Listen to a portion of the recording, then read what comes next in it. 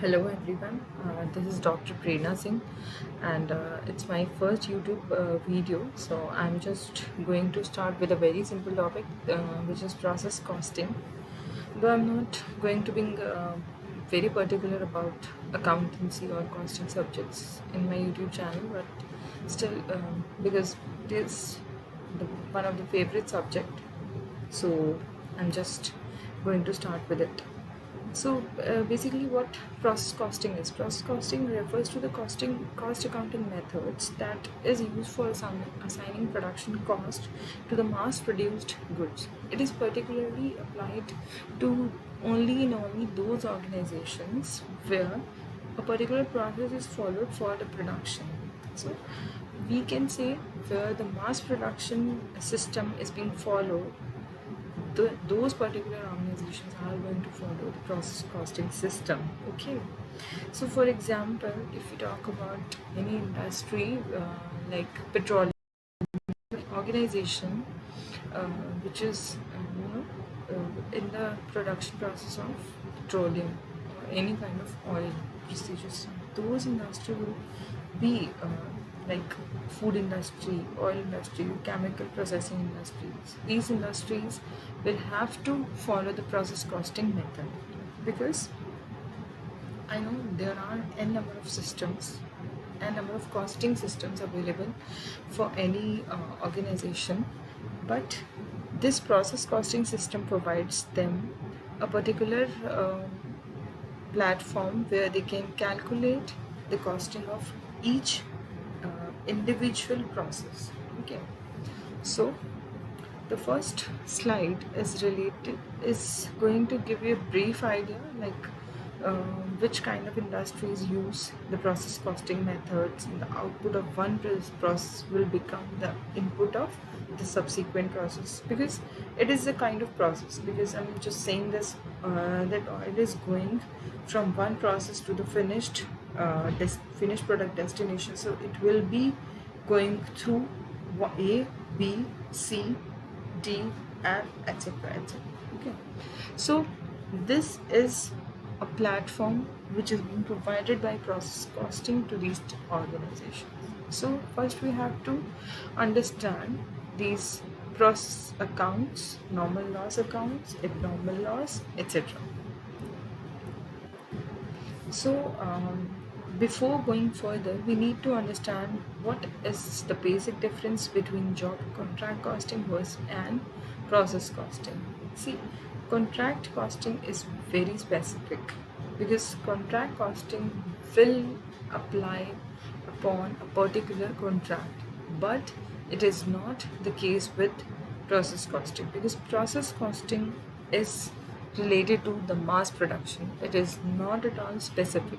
Okay, so the production will continuously flowing, and the costing will also be flowing with the process. Okay, so in contract costing or in job costing, we have to be specific about the cost unit, the nature of production, but it cannot happen with the process costing. Okay, so we need to just bifurcate all the difference points between job costing and process costing, because these terms are totally different with each other. Okay, the work in progress may or may not exist in job costing, but process costing, it will obviously exist, because I'm just saying that the finished product of one process will be the raw material for next product. So in this case, we have to understand that there will be some difference between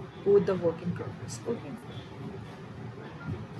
So next is you need to have a basic understanding of the terminology. So normal loss. See, normal loss basically is a kind of normal leakage or normal.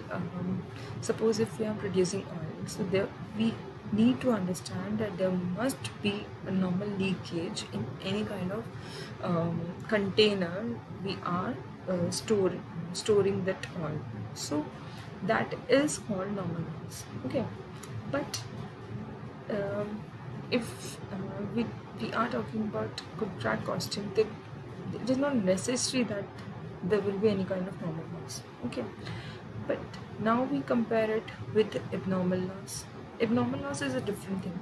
Abnormal loss is a case which is not at all normal, which is not happening in the normal course of production, normal course of business. Okay, so we need to understand that there is a lot of difference between normal loss and abnormal loss. There can be abnormal gain. Abnormal gain is nothing but the reduction in normal loss. Okay, so these line will be understood by all of you after doing one or two questions. Okay, so normal loss, we all know that there is some kind of loss, there is some kind of natural loss to every industry, but in case of abnormal loss, it is not compulsory. Okay. So in process accounts, only up to the factory overheads are covered. Okay, that will be understood by us. Okay, so let's suppose the total output is 100 units. Okay, and 5 is your normal loss.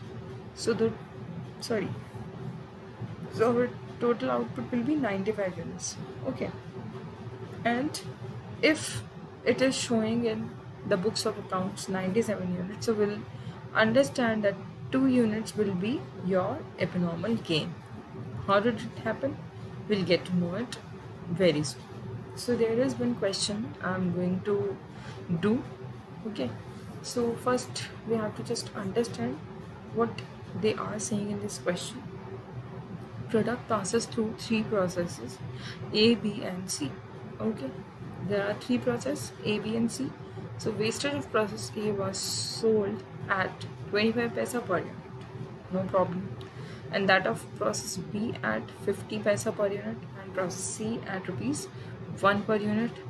10,000 units were issued to process A. See, we have to understand that there will be opening material or opening raw material in the first process. Actually, it is not compulsory that there is only opening material in only first process. There can be some other material in process B as well and C, but in the process A it is must. Okay, so 10,000 units were issued at cost of rupees 1 per unit. Okay, assuming that there is no opening and closing stock were there, no issues. Other expenses are explained like sundry material, labor, direct expenses, normal loss, actual output. Okay, so now we are going to solve this question. The solution, I've already made one process account, so just we need to go through this process account, process A account. Okay, so this is the basic format. Let's suppose we are making a trading account. Okay, so you won't be very afraid about this account. See, first we are going to type raw material. See, raw material was 10,000 units at rupees 1 per unit. If you are not exactly remembering, I'm just going to show you at a cost of rupees 1 rupee per unit. Okay, so 10,000 units at rupees 1, that means it will be 10,000 rupees. Okay, so next we are going to do the easy task first. So this is to sundry material. So sundry material was given 1,000 rupees, no issues. We are going to write here 1,000. There are no specific units given, so we'll show here nil. Next is labor. So is there any thing labor? Okay, it is 5,000 rupees. Direct expenses 1,050. Okay, so we are just going to write all both the expenses 5,000 and 1,050. Is that okay? Hmm? So now we are going to move forward to our normal loss. Okay, see, the normal loss was 3%. Okay, so 3% will be of these 10,000 units, because if we are introducing 10,000 units in any industry, any production process, so in that particular units we are going to get that loss. So 10,000 into 3% will be our normal loss, that is 300 units. Okay, and these 300 units can be encashed at rupees 25 paisa per unit. It is given in the question right here. Okay, so next 75. Okay, like 300 into 25 paisa, it will be 75 rupees.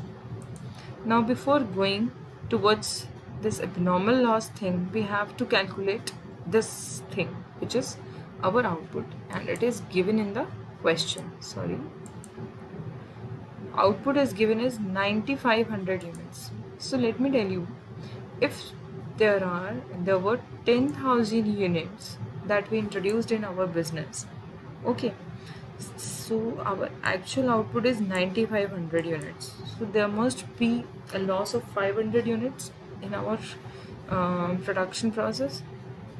Now here we can see that the normal loss is just 300 units. So what about the left 200 units? So that will be assumed as abnormal loss. Okay, now we have to calculate the abnormal loss.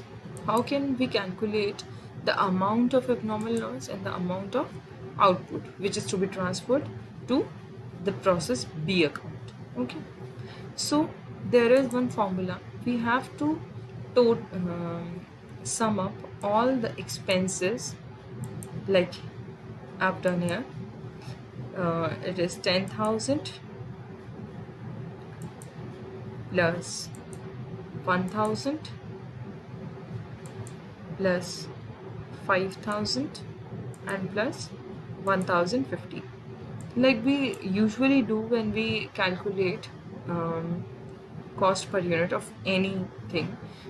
Usually we sum up all the expenses and divided by the number of units. Okay, so number of units we have to calculate first. Okay, but before calculating it, we'll deduct the amount of normal loss, because this is the value of scrap which we are going to get. Okay, after selling this scrap, so 75 will be deducted, and after that this amount will be divided by 10,000 minus 300. 10,000 units, the units which were introduced by us, and 300 units which is of normal loss. Okay, so the formula will be total of all expenses minus normal loss divided by total number of units minus the units of normal loss. Okay, after doing it, we are going to get the amount of cost per unit. Okay, which is 1.75 rupees per unit. So as per our question, we are going to calculate this amount with multiplying by 9500. That means 9500 into 1.75, 200 into 1.75 divide is equals to 350. So like this we are going to prepare process A account. Understood? In the same manner, we are going to calculate process B account and process C account. I'll continue to explain this question in my next video. Hope you all have liked this video. I'm just hoping to get your comments on my video. Thank you so much.